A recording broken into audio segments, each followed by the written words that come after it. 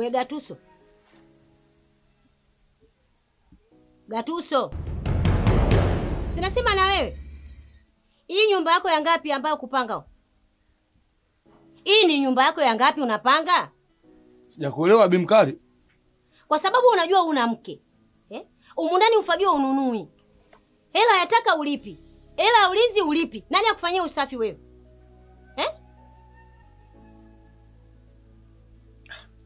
Sasa Bimkali au masuala si ya kuongea tu na mpaka uje kunipokea asubuhi hapa.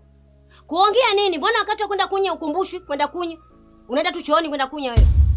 Mbona ukumbushwi bwana kuna kwenda kunya?